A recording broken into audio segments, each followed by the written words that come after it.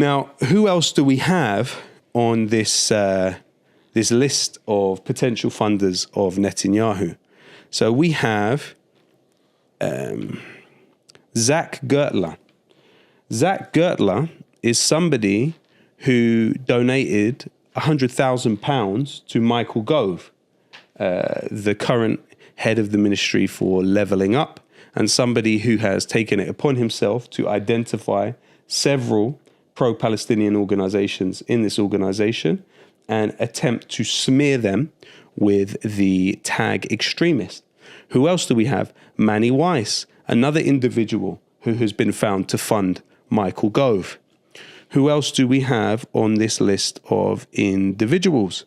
Well, we have Eyal Ofer, another funder of Benjamin Netanyahu, it seems, and the head of something called Zodiac Maritime.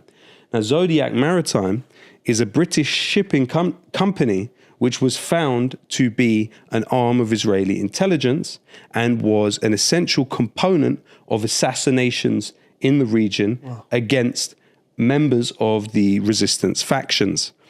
In addition to that, you have Donald Trump. So Donald Trump is listed here as a possible funder of Benjamin Netanyahu's political campaign. Of course, Trump then, once president of the United States, went on to, quote unquote, recognize Israeli sovereignty over Jerusalem and the Golan Heights. What you also have here is Haim Saban. Who is Haim Saban? Haim Saban is an executive director of Universal Music Group. It's the biggest music company in the world, bar none. All of our favorite artists, if they're not signed to Universal currently, they've either been signed to Universal in the past or they have distribution deals with them, including DJ Khaled. So what we're saying is the executive director of the company which owns DJ Khaled's music is listed here as a funder for Benjamin Netanyahu. Yeah? With 4 written next to him by Netanyahu. There's many people here who are of importance. For instance, Leslie Wexner. Leslie Wexner has a place of influence at Harvard University and was considered a key partner to Jeffrey Epstein. You also have Edgar Bronfman. Now, the Bronfman family have a very key role at Warner Music. Who else do you have? Len Blavatnik, another individual with key role at Warner. So, this entire list requires more study for sure. Nasser Khalili, for example, who built the Khalili Lecture Theatre at SOAS University, an art collector, is listed here as a potential funder of Benjamin Netanyahu's political campaign. This was released by Ynet News in 2009. Correct, yeah. But it hasn't made any rounds in any English language media, as far as I'm aware. Why do you think that's the case? It's a good question. I think possibly because what is seen as standard within media practice is not to publish anything that hasn't been commented on by the people it concerns, especially when you're dealing with powerful political actors. They wouldn't extend that right to yourself or me if they were smearing us as whatever they would choose to smear us. Right. But I think that could be part of it.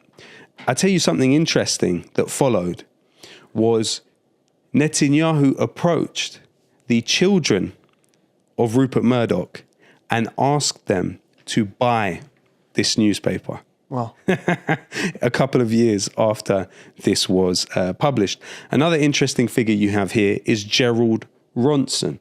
So Gerald Ronson is being listed as somebody that may have funded Benjamin Netanyahu. Gerald Ronson is the head of the Community Security Trust in this country. That's an organisation that gets tens of millions of pounds from the British government on a yearly basis. Now, when Michael Gove was on the board of advisors for this organisation, he was simultaneously the education secretary, and he chose to give £2 million worth of funding to the CST at the same time, despite the conflict of interest that seem apparent. Now, the CST, it's been claimed by Anthony Learman, who used to work with them.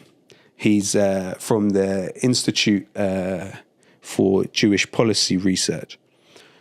He asserted even, that CST are trained by Israel's external intelligence agency, Mossad. You have current employees of CST who are very prominent, who are former personnel in the Israeli military. Now, the CST has a very significant level of influence in this country.